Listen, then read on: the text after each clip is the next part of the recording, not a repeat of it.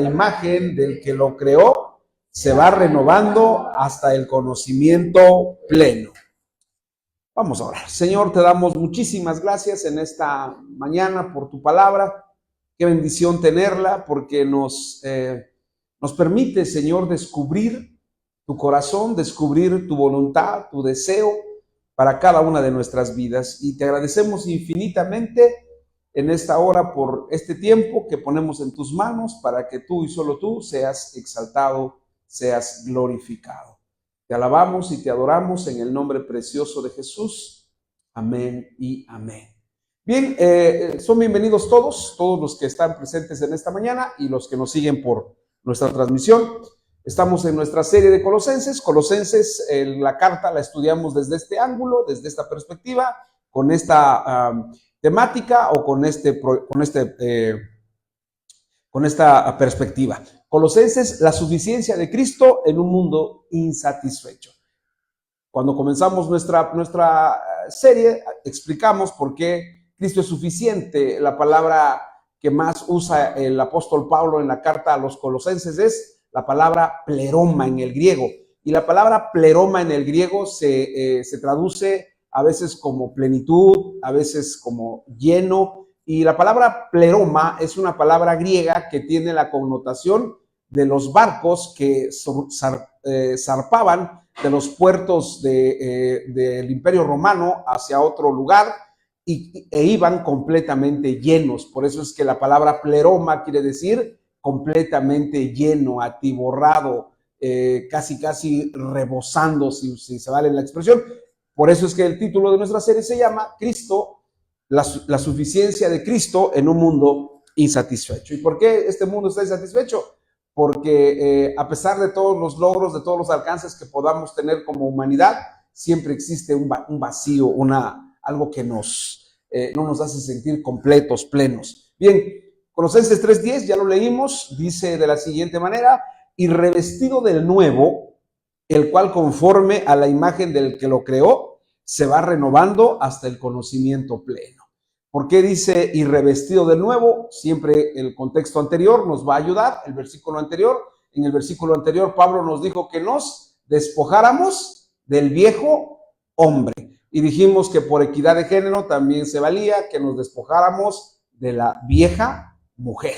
Bien, entonces ahora Pablo dice que nos revistamos del nuevo hombre o nos revistamos de la nueva mujer. Ahí ya suena más bonito, ¿verdad? Nueva mujer que vieja mujer. Del nuevo hombre, el cual, dice el apóstol Pablo, conforme a la imagen del que lo creó, se va renovando hasta el conocimiento pleno. El apóstol Pablo tiene una idea y es la que está usando en este versículo. Si ustedes ponen atención al texto ahí en la pantalla, que todavía nos está ayudando, dice revestidos del nuevo. Es decir, nosotros estamos revestidos de un hombre nuevo.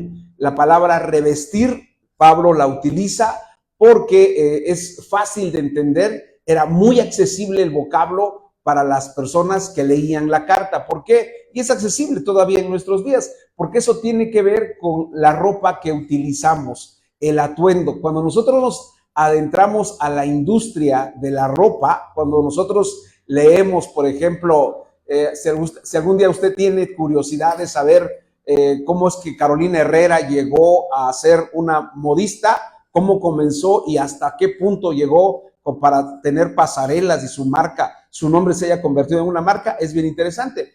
También podemos ver, por ejemplo, una de las marcas más, ¿cómo le puedo decir? Más conocidas, no muy usadas, ¿verdad? Porque son muy costosas sus prendas, es la de Versace. Este hombre era un hombre que era un italiano que cambió el concepto de todo lo que tiene que ver con la ropa. Pablo usa ese término entonces, vestirnos. Por ejemplo, hoy domingo usted escogió lo que se iba a poner. Algunos lo resuelven muy rápidamente. Dicen que los hombres no tenemos ningún problema, podemos usar un pantalón por semanas. Y las únicas que van a protestar son las esposas. ¿Otra vez ese pantalón? Sí, ¿no? Cuando el varón está sometido, dice, pues me lo cambio. Pero cuando no, sí, ¿qué? ¿No? Bueno, eso es lo que sucede allá afuera, aquí no, aquí que le decimos, sí, mi amor, lo que tú digas. Y revestido del nuevo es ponerse la ropa. Dice, el cual, conforme a la imagen del que lo creó. Vamos a ver, este tema nos lleva al punto de la creación. Y finalmente dice, se va renovando hasta el conocimiento pleno. Ahora, el apóstol Pablo, todo es el concepto que tiene para decir que los cristianos debían de plantear un estilo de vida distinto, diferente al que la gente normal o común vivía. Es decir, si la gente hace cosas indebidas, nosotros no. Si la gente hace cosas turbias, tú no. En una ocasión, un papá me pidió que hablara yo con su adolescente porque se quería poner un tatuaje. Me dijo, pastor, mi hija se quiere poner un tatuaje, hable con ella. Pues yo dije, pues hable usted, ¿no? Pero me dijo, es que no queremos. Entonces le dije, hija, dime, ¿por qué te quieres hacer un tatuaje? ¿Por qué te lo quieres hacer? Y me dijo, le digo, si me das un argumento así, pero verdaderamente contundente, hija, hasta yo me lo hago contigo. Vamos juntos. Y me dice, pues es que todos mis compañeros lo traen. Entonces le dije, entonces si tus compañeros vienen a mi casa y se empiezan a aventar desde la parte más alta, ahí vas tú también. Todos están aventando. Pues yo también, porque todos están aventando, aunque sea una estupidez. Bien, el estilo de vida que el apóstol Pablo quiere que entendamos es que tiene que ser distinto en esencia. Para llegar a eso, nos va a hablar en este versículo de tres cosas. En primer lugar, de que nos tenemos que revestir. En segundo lugar, nos tenemos que renovar a la imagen del Creador. Y en tercer lugar, tenemos que llegar al conocimiento pleno. Ok. Se trata de comprender entonces que la vida cristiana tiene como base la transformación de la vida de cada persona. Es un cambio radical en la forma en que nos conducimos en este mundo, que tiene como punto de partida habernos despojado del viejo hombre viciado y sujeto a sus vanos deseos. Punto A de nuestro estudio, revestidos de una nueva naturaleza. La primera parte de Colosenses dice, en nuestro verso 10 dice, y revestido del nuevo. Así dice el apóstol Pablo. ¿Qué es lo que está diciendo? Revestido del nuevo hombre. La palabra revestirse, hermanos, nos lleva a pensar en la indumentaria. En el latín, este versículo, en lugar de revestirse, dice, cambien de indumentaria, ¿no? ¿Y qué es la indumentaria? Pues la indumentaria es la ropa que usamos diariamente, ¿no? Cada quien, pues, la ropa, hermanos, pues cada quien decide lo que se pone, decide lo que usa. Hay gente, de verdad, hermanos, hay gente que ni se fija qué traen puesto las personas, ni se fija. Pero hay otra clase de gente que creo que sale con el chip encendido de ver qué trae puesto esta persona o qué trae puesta esta persona. Yo creo que en una ocasión llegó en la oficina en la que trabajaba yo, llegó a ver a mi jefa una persona, una muchacha, y pues yo me saludó porque yo estaba antes en la oficina, me dijo, Porfirio, ¿cómo estás? Buenos días, le dije, pasó. Entonces empezó a platicar con ella y entonces ya cuando estaban allá me mandó a llamar a mi jefa, me dijo, Porfirio, pasa por favor. Entonces pasé y cuando estábamos platicando allá, mi jefa le dijo a ella inmediatamente, qué hermosos aretes traes. Yo ni le vi los aretes, hermano, ni se los vi. Pero hay gente que le gusta eso. Ok, Pablo dice que la primera idea que debemos de tener es la de revestirnos. Así como no podemos salir de casa sin ciertas prendas, del mismo modo, la vida cristiana no se puede vivir sin ciertos requerimientos o demandas del Señor. Es decir,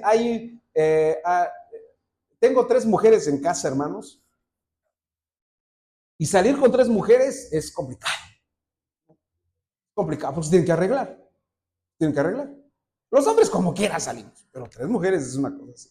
Entonces, entre los libros que encontramos a veces ahí, Hay un libro de ropa que dice ropa básica en tu armario o en tu closet, ¿no? Ropa básica. Pantalón, blusa, vestido, ya, ¿no?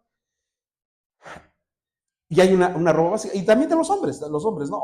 Hoy en día los hombres ya se han vuelto un poco más así como que quieren combinar sus zapatos con su, con su camisa, cosas así, ¿verdad?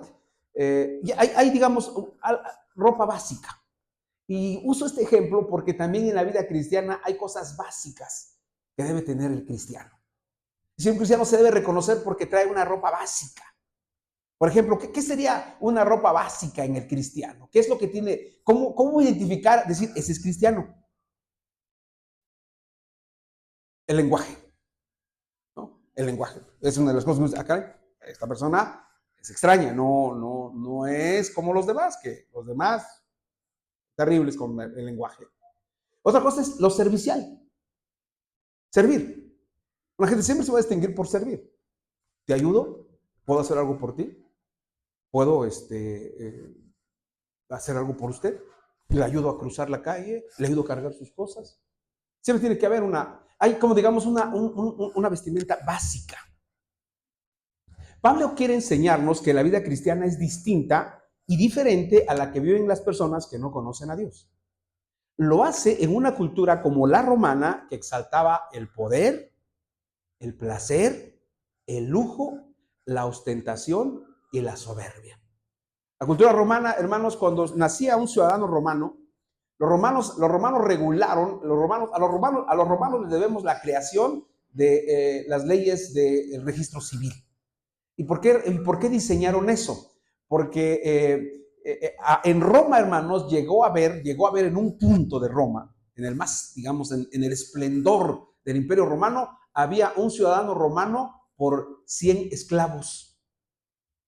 Entonces los romanos tenían que regular quién era ciudadano y quién no. Y crearon el registro civil y crearon el acta de nacimiento. Ahora, cuando un ciudadano romano nacía, cuando un niño romano nacía, el papá llegaba, había toda una ceremonia de eso. Llegaba y veía al niño, veía a la criatura, y si le parecía y si lo veía y se le hacía parecido a él, decía, es mi hijo, y entonces levantaba este dedo. Y la señora, la partera, agarraba al niño y se lo llevaba y se lo entregaba. Pero si ese romano veía al niño o a la niña y veía que no, como que no le llenaba el ojo, lo que hacía era con el pulgar. Y ese niño, así, sin ningún miramiento, sin decir, ¿por qué? No, ellos no sabían distinguir entre el bien y el mal, lo mataban. Así. Y ya lo que sigue. Ahora, pero de esa manera regulaban el nacimiento de los niños, porque de esa manera se quedaba en claro quién sí y quién no era ciudadano romano. Esa era la ropa que se usaba en ese tiempo y era necesario desprenderse de ella para usar otra de otro tipo. Así como la ropa vieja o sucia es incompatible con una celebración, del mismo modo, las viejas prácticas de nuestra antigua vida no pueden convivir con la nueva. Es necesario recordar que el vino nuevo se ha de servir o guardar en odres nuevos. ¿Se acuerdan? Cuando Jesús dijo, es necesario que el vino nuevo se sirva en odres nuevos o se guarde en odres nuevos. Y el remiendo de un vestido es mejor que no se le haga o que se ponga un vestido nuevo o que se haga algo mejor. Sí, lo que Pablo está queriéndonos decir es que nosotros tenemos un estilo, una forma de vida y debemos de supervisarla, ¿verdad? No, y supervisarla no en función, mis queridos hermanos.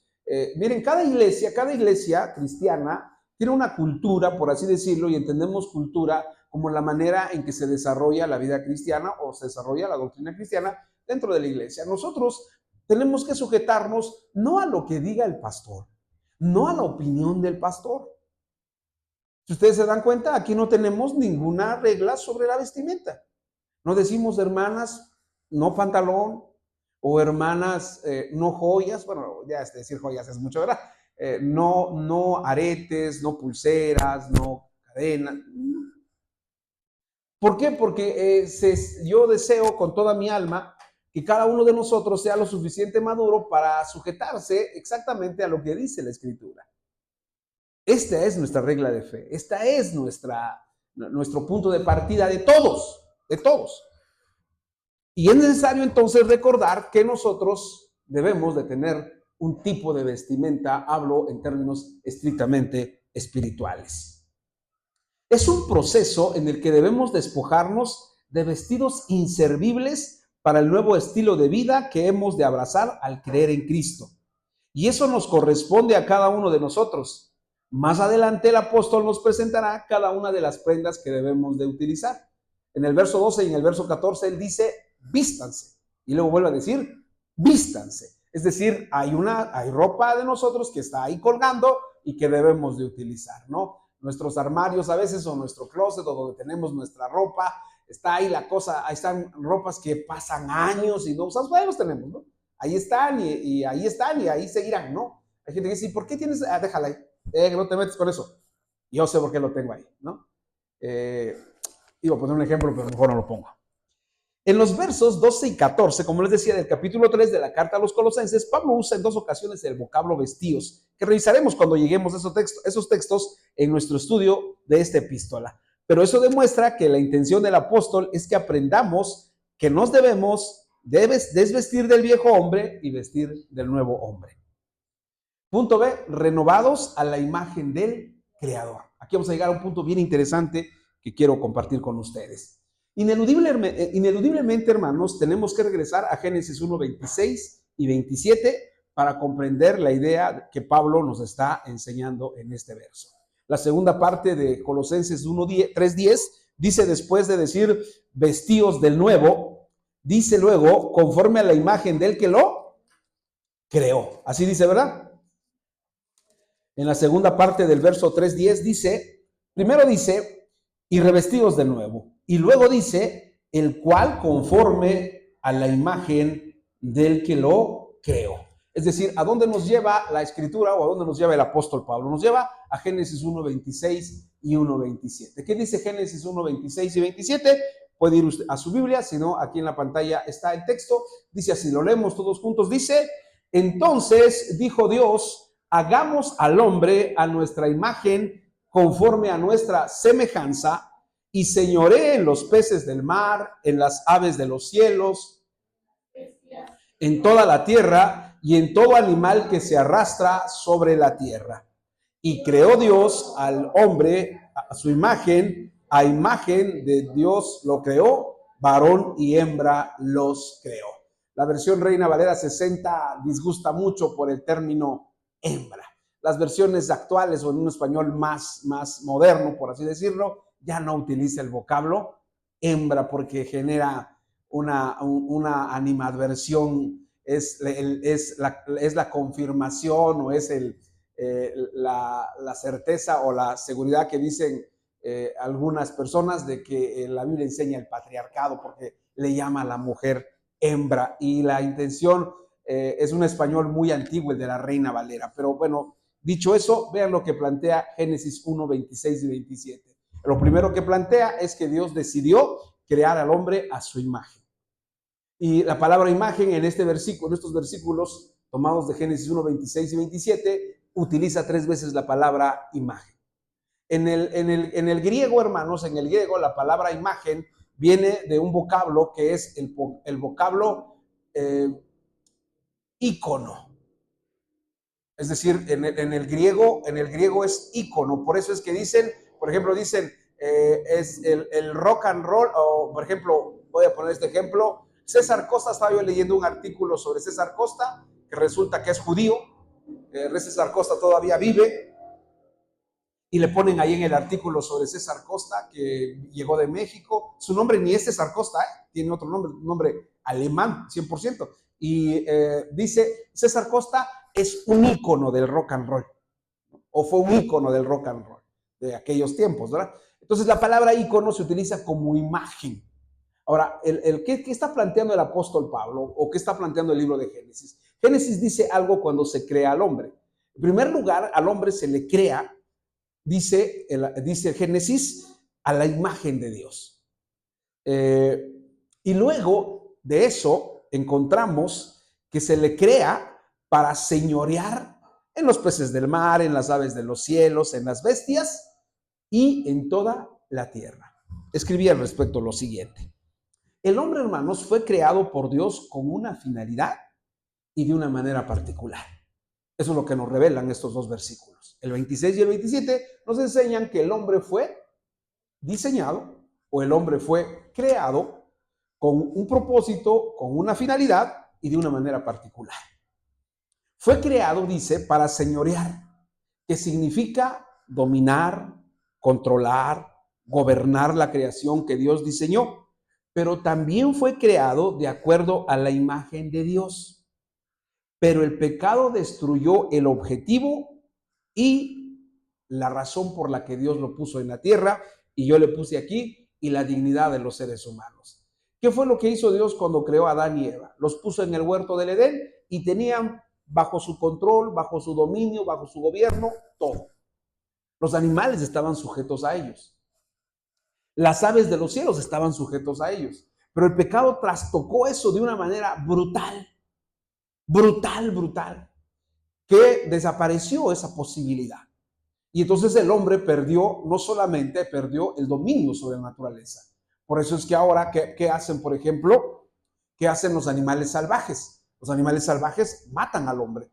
Pero si ustedes leen el libro de Isaías, van a descubrir que cuando esto se renueve, dice, el león y el áspid convivirán con el niño, o el niño jugará con el león y el áspid. Bien, esa era la esencia de lo que Dios había hecho con el hombre. ¿Qué pasó? Cristo recuperó el sentido de la creación del varón y la mujer, y en este verso Pablo dice que es necesario que el hombre se renueve. La palabra renovar procede del vocablo griego anakaino, que se traduce como renovar o hacer de nuevo. ¿Qué es lo que está planteando el apóstol Pablo? ¿Qué es lo que nos está diciendo? Dios creó al hombre, lo creó a su imagen y semejanza. ¿Qué pasó con el pecado? Destruyó eso, acabó con eso. Por eso es que uno se sorprende, estaba yo viendo las noticias ayer, imagínense cómo estamos, a qué punto hemos llegado. Estaban unas personas que creo que iban a viajar a la costa, ahí en la central de Abastos, esperando su camión, y entró un señor armado con una daga y atacó a todos. A uno le pasó el cuchillo acá, a otro que metió la mano le hizo esto, y uno se pregunta, ¿de dónde sale eso? Porque se perdió la imagen de Dios en la vida del ser humano. Ahora, todos nosotros perdimos la imagen de Dios en nuestras vidas. Y lo que el apóstol Pablo está diciendo es que necesitamos renovar esa imagen. ¿Y cómo se renueva? Ustedes dirán, pues ¿cómo lo voy a renovar? Es muy sencillo. Mientras preparaba estas notas, leí un artículo, un comentario sobre la explicación que dan los judíos sobre que nos tomó de el barro o de la tierra, y de la tierra hizo al hombre y luego hizo a la mujer. ¿Eso qué significa? Y siempre la comparación que se hace cuando se habla de la creación del hombre es justamente esta, que Dios es un alfarero que toma el barro y lo hace conforme él desea. Los seres humanos tenemos esa capacidad. ¿Qué capacidad? La capacidad de volver, de rehacer, de renovarnos, de restaurarnos, pero siempre con la ayuda de Cristo. Es decir, nosotros no podemos por nosotros mismos, no tenemos la fuerza, no tenemos la voluntad. Cuando Cristo llega a nuestras vidas es el motor, es el impulso, es la fuerza. Por eso Jesús le dijo a sus discípulos, pero recibirán poder cuando haya venido sobre vosotros el Espíritu Santo. Es decir, los seres humanos tenemos, imagínense, hay cierto tipo de ropa que no nos queremos quitar. Hay cierto tipo de ropa que no nos queremos quitar. Y decimos, no, es que esta, me gusta esta. Le dicen a uno, ya está muy vieja, pero me gusta. Ya tiene hoyos, pero es que está bien. A veces no hay poder humano contra eso. Pero en la vida cristiana tenemos que decir, sí, cierto, esta ropa ya no me sirve, ya no me es útil. Entonces tengo que quitármela. ¿Qué ropa pienso que nos tenemos que quitar? Si analizamos a Jesús y sus discípulos, ¿Qué fue lo primero que quería quitarles? Y lo vamos a ver más adelante. Quería quitarles los prejuicios. Los seres humanos somos prejuiciosos, prejuzgamos. Ni siquiera sabemos la historia de una persona y ya la juzgamos. Ni siquiera sabemos cómo vive una persona y ya la estamos atacando. No sabemos su contexto. Hasta que conocemos lo que realmente vive, entonces podemos de verdad, ni siquiera hablar. Y entre todos los que estamos acá, de verdad, si tuviéramos una mayor convivencia y supiéramos de dónde viene, de dónde nos sacó el Señor a cada uno de nosotros, de verdad que nos amaríamos. Porque a veces hay gente que dice, ay, fíjense, este es un ejemplo, no sucede acá, sucede en otro lugar. Ay, luego se va. ¿Tú qué sabes por qué luego se va? ¿Qué sabes? Buenas convivencias, y lo voy a fustigar siempre, hermanos. Aquí va a comer lo que quiera comer cada quien. ¿Qué te interesa si él se come 2 platos y tú uno? Si él se acaba los tamales, sí, para eso son. Pero hay gente que está nada más, ay, no traigas entonces. Porque no sabes el contexto de donde viene cada persona. Cuando sabes el contexto, cuando conoces de dónde viene, entonces dices, caray. Si supieran, bueno, desde he platicado en mi contexto. Por eso me entienden que me acabo los tamales. Por eso me entienden que mi historia más o menos era como la del Chavo del Ocho, ¿no? Una torta de jamón. Bromeo con mi esposa, porque mi esposa, bueno, viene de un contexto diferente. Imagínense el choque que hubo cuando nos conocimos con mi esposa. Porque yo, por ejemplo, imagínense, hermanos, la pizza la conocí hasta los 22 años. Y cuando comí en Puebla, porque fui a un seminario, me dieron una cosa que se llama, una carne que es así roja y es redonda, chuleta. En mi vida había comido chuleta. ¿Saben qué me pasó? Me intoxiqué. Y en el seminario dijeron, está intoxicado, Porfirio. Todo es normal, todos habían comido lo mismo. Y dije, ¿qué le habrá pasado a Porfirio? No, pues no sé, pero me intoxiqué. Ahora, no faltó el que dijo, ay, ese delicado. Pero ni sabía que nunca había yo comido eso. El prejuicio es una de esas cosas que tenemos que decir. Ese ejemplo, y también porque está haciendo calor. Esta ropa no me sirve. Pero hay gente que se aferra y dice, no me lo voy a quitar. No me lo voy a quitar, aquí lo voy a usar. Aunque esté hoyudo. Aunque ya no sirva. Y ahí lo traes. ¿Qué otra cosa nos tendríamos que quitar? Aparte de los prejuicios. Otra ropita ahí que traemos todos. Porque todos los cargamos, ¿eh?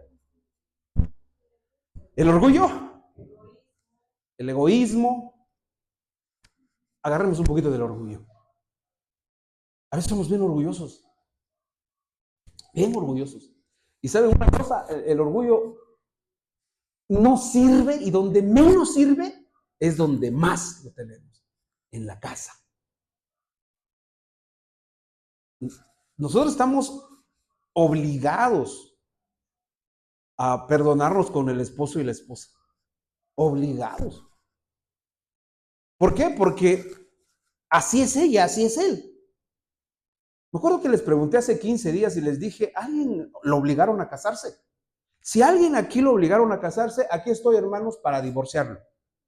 Aquí estoy. ¿De verdad? Porque a usted lo obligaron. Porque a usted le pusieron una pistola. Incluso trajeron un regimiento. Y dijeron, se casa con él porque se casa con él. O se casa con ella porque se casa con ella. No. ¿Cómo nos casamos? Porque quisimos. Vimos de decirles, ay, esa alma, quién sabe. Pues eso fue lo que yo decidí. Lo que yo quise. ¿Y por qué voy a llegar? Pero el orgullo es así. Hasta los veo pensativos, hermanos. Si es una charla muy sencilla. La imagen de Dios en el hombre se perdió. ¿Por qué se perdió? Por el pecado. Y el apóstol Pablo escribe y dice, ustedes deben renovarse. La palabra renovarse también tiene la idea de restaurarse. Y nos restauramos en función de la fuerza que Dios nos dé. Y cada uno de nosotros debe poner, o debe tener, o debe fijarse. Cada uno de nosotros sabemos bien, hermanos, de lo que adolecemos cada uno de nosotros. Todos lo sabemos. La palabra renovarse significa una renovación o un cambio completo para mejorar, y a menudo se refiere a la transformación del ser interior. Esta palabra renovarse solo se utiliza en 2 Corintios 4:16 y en Efesios 4:23. Quizá qué le pasó ahí al pastor, puso Efesios 4 y luego Efesios 4:23, pero solamente ahí se utiliza. En Colosenses 3:10, en Colosenses 3:10 que estamos estudiando, en 2 Corintios 4:16 y en Efesios 4:23. En Efesios 4:23 dice, renueven su mente. Y en 2 Corintios 4:16 dice, no obstante, este hombre exterior se va desgastando, no obstante, el interior se renueva día con día. Es decir, el cascarón, hermanos, este cascarón que tenemos por fuera, que cuidamos mucho, que apreciamos mucho, que protegemos mucho, es un cascarón, el de afuera, que se va a ir desgastando, que se va desgastando. En algunos de nosotros se ha desgastado terriblemente, pero ese se va a desgastar. Pero el que está adentro, el ser interior, lo podemos renovar, lo podemos reconstruir. Ay, mis queridos hermanos,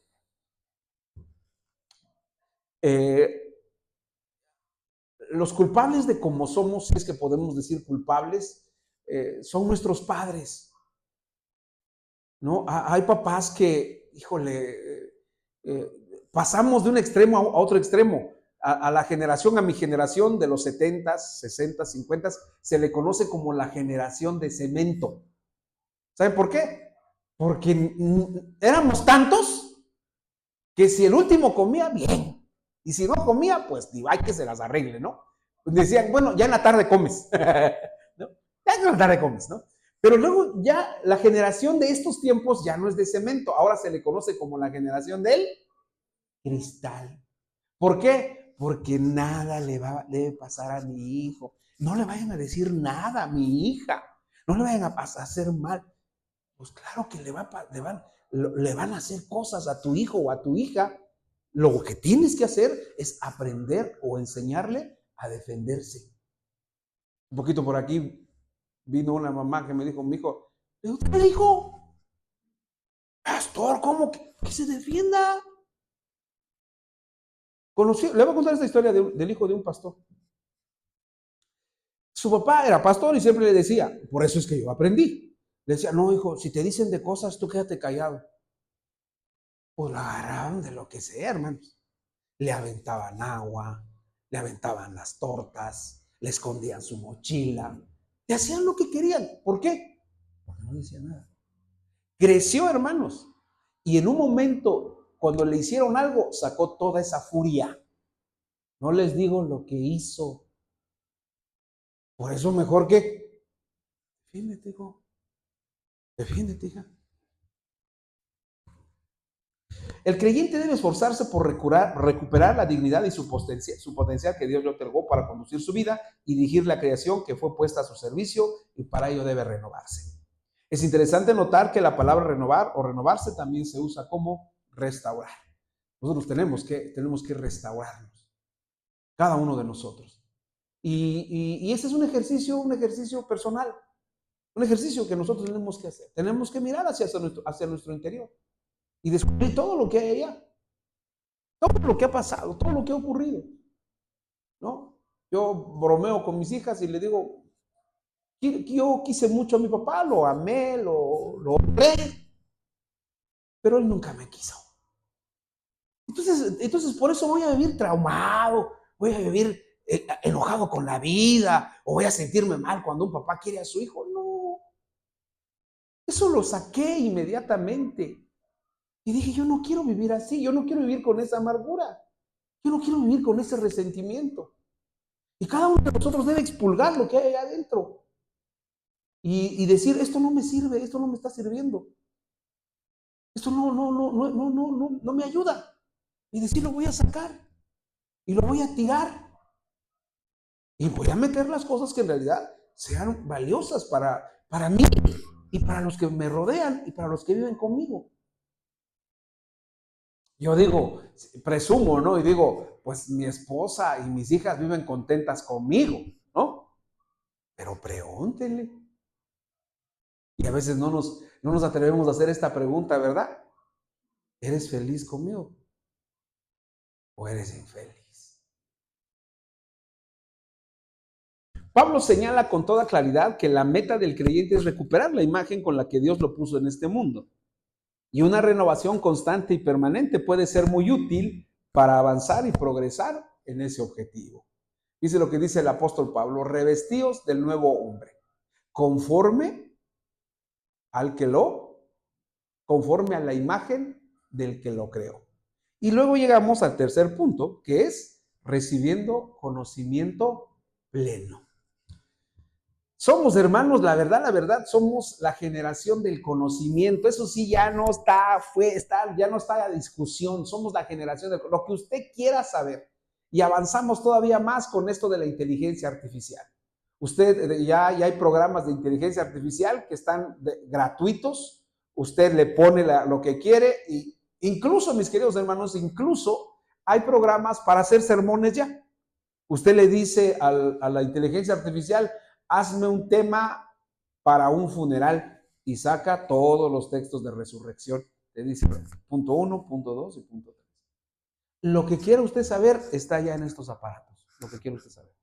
Somos esa generación. La gran pregunta es, si tenemos tanto conocimiento, ¿por qué seguimos viviendo como vivimos? El miércoles estuvo aquí una amiga de Miriam en la reunión que estuvo en Japón. Creo que estuvo como un mes en Japón. Y terminó la reunión, platicamos y la sociedad de Japón, hermano, está extremadamente avanzada. Estábamos platicando que ustedes han visto turistas japoneses aquí en Oaxaca. Casi no. Y le digo, ¿cómo van a venir a una ciudad donde bloquean los carros? Los japoneses, hermanos, son una cosa verdaderamente increíble. Y le recordaba yo que en el aeropuerto, cuando se suben en el avión, los japoneses entregan su ticket, el que lo recibe, el que lo entrega, hace así. Y el que lo recibe, hace así. Pues el que lo recibe, hermanos, ha de ser como 300 inclinaciones. Y a todos lo recibe así. Es una cultura. Ahora, el conocimiento, hermanos, somos una cultura de conocimiento, pero ese conocimiento no ha servido mucho. La renovación, hermanos, que ha de iniciar el creyente tiene como punto final el conocimiento pleno. Así lo plantea el apóstol en el verso que meditamos, hasta el conocimiento pleno. La palabra conocimiento que usa aquí el apóstol Pablo, hermanos, procede del vocablo griego epignosis. Epignosis, que se traduce como conocimiento pleno, reconocimiento o conocimiento preciso. No sé si usted ha tenido oportunidad de trabajar o de ver a gente trabajando que domina lo que hace. Domina lo que hace. Es decir, la persona ya sabe, por ejemplo, hay personas, por ejemplo, de tanto pesar un producto, que ya lo agarran con la mano y dicen, aquí está, este es 1 kilo. Y ya están tan metidas en su trabajo que ya lo dominan. Ahora, ¿qué es el conocimiento pleno o la epignosis? ¿De qué se trata ese conocimiento? Todos los seres humanos desarrollamos una manera de conocer las cosas, una manera de aprender. O yo le quiero decir algo, mi querido hermano, mi querida hermana, yo le quiero decir algo. La vida cristiana comenzamos aprendiendo y morimos aprendiendo. La vida cristiana jamás se va a dejar de aprender.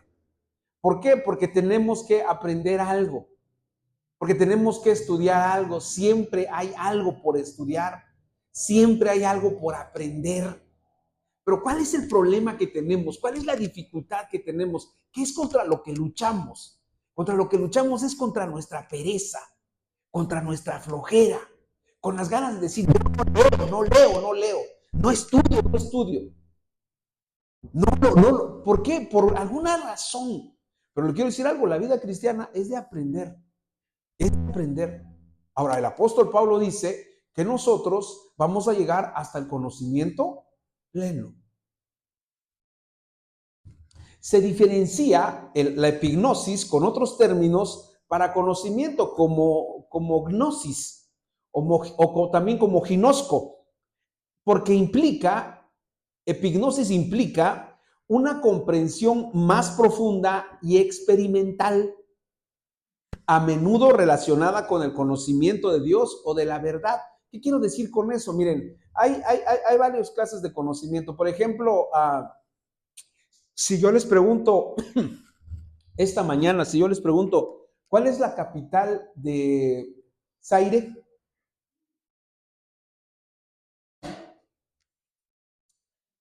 ¿Quién sabe? ¿Cuál es la capital de Sudáfrica? ¿Quién sabe? ¿Qué existe Sudáfrica, hermano? ¿Cuál es la capital de Mozambique? Les cuento una anécdota. Cuando estaba yo en tercero de secundaria, nos hicieron aprender de memoria las capitales de América Latina, las aprendí. Nos pusieron a aprender de memoria las capitales de Europa, las aprendí. Y el maestro nos las pidió y cuando dijo, ¿quién se aprendió las capitales de África? Y les dije, había otra compañera que era con los que luchábamos, o con la que me medía yo en memoria, y también levantó la mano y nos dijo, vengan. Entonces le dijimos, ¿se las damos? Y nos dijo el maestro, no, ya no, ustedes sí se las aprendieron, ya las dimos. ¿Cómo conseguir las capitales de África? Porque ustedes ahora los que entran a casa y ven mi biblioteca, pues dicen, mira cuántos libros hay. Pero antes aquí no había ni uno, ni un almanaque, ni una enciclopedia, nada había. ¿Cómo fui a aprender las capitales de África? La primera las conseguí. Me fui a la hemeroteca, agarré todos los periódicos y en la sección cultural, en la sección internacional, ahí fui buscando capital por capital. Ahora, ¿por qué sí recuerdo eso? Porque fue algo que lo hice de manera experimental. La epignosis tiene que ver con un conocimiento que tú llevas a cabo y que tú lo experimentas.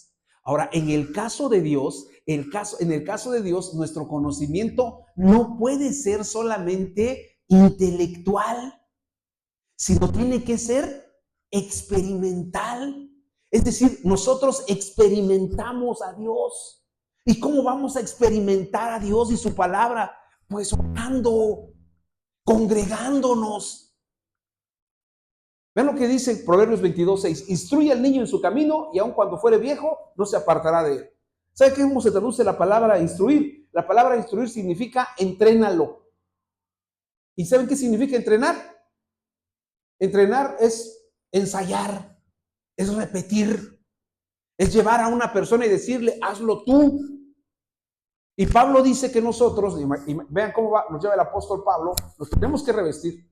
Tenemos que buscar la imagen de Dios que perdimos. Tenemos que renovarnos y tenemos que tener conocimiento pleno. Es decir, tenemos que experimentar a Dios. ¿Por qué la gente se aparta de los caminos de Dios? Porque nunca experimentó a Dios. Porque nunca tuvo una relación personal con Dios. Personal con Él. Nosotros a veces, y eso nos pasa mucho con nuestros hijos, porque nuestros hijos tienen que experimentar a Dios.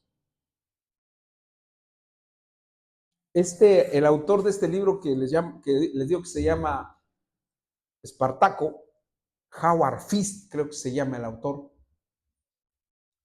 Él hace una crítica muy severa a la sociedad estadounidense, porque la sociedad estadounidense, hay un libro que se llama La crisis de Norteamérica, y la crisis de Norteamérica escribe un autor, que ahorita a ver si recuerdo su nombre, dice que el problema de Estados Unidos hoy en día es la familia. la familia está deshecha. Por eso hay eso de ahí salieron todas estas cosas, ¿eh? Toda esta basura de que soy mujer, pero me siento hombre, soy hombre, pero me siento mujer, y a la inversa, salió de ahí todas esas cosas, porque se perdió la esencia de la familia. Ahora, el apóstol Pablo dice que nosotros vamos a tener un conocimiento pleno, epignosis, es decir, un conocimiento experimental. ¿Y cómo se logra cómo se logra un conocimiento experimental? Mamá, papá, tengo este problema, vamos a orar. Vamos a orar. Oremos. Y como dice mi esposa, le ha dicho a varios, ayunemos para que experimentes que Dios es real, que no es una teoría, que no es algo que está ahí, que es extraño. Quien hace eso jamás se va a alejar de Dios. Ahora, por eso es que el apóstol Pablo, cuando habla de que Cristo es suficiente en un mundo insatisfecho, precisamente por eso, porque nos da la capacidad de renovar nuestro ropaje. En segundo lugar, nos da la posibilidad de recuperar la imagen que Dios puso en nuestras vidas. Dios nos dio su imagen, nos hizo su imagen y semejanza. Y termino con esto ya. Nos hizo su imagen y semejanza porque Dios, hermanos, no tiene cuerpo, no tiene cabezas, no tiene pies. Entonces, ¿qué significa? Que nos hizo su imagen y semejanza. Nos dio algo que se llama racionalidad. Somos seres racionales. Las plantas, los animales no pueden pensar. No pueden pensar. Y los seres humanos sí. Entonces Dios lo que ha hecho con nosotros es justamente eso. Nos ha dado todas esas posibilidades. Renovarnos, cambiar nuestra ropa, recuperar la imagen de Dios y tener conocimiento pleno. ¿Qué es lo que le debemos decir a Dios en esta mañana? Señor, ayúdame a cambiar la ropa que ya no me sirve. Señor, por ejemplo, hay ropa que sirvió para una época, para esta ya no sirve. Por ejemplo, hay ropa que ya no es necesaria. Hay que deshacernos de ella. Hay que renovarnos. Hay que buscar recuperar la imagen de Dios en nuestras vidas y decirle también, Señor, ayúdame a experimentar de manera real. Como decía, Job decía así, ¿no? De oídas te había oído, pero ahora mis ojos te ven y me arrepiento en polvo y ceniza. ¿Por qué decía eso? Porque lo conocía, ¿eh? Pero ¿qué fue lo que pasó en su vida? Lo experimentó de una manera real y palpable. Vamos a orar. Señor, te damos muchas gracias en esta mañana por tu palabra. Gracias por este tiempo, Señor, que nos permites. Ayúdanos a cambiar nuestro ropaje, Señor. Por favor, tómanos en tus manos y te damos gracias por todo, Señor, en el nombre precioso de tu Hijo, Cristo Jesús. Amén y amén.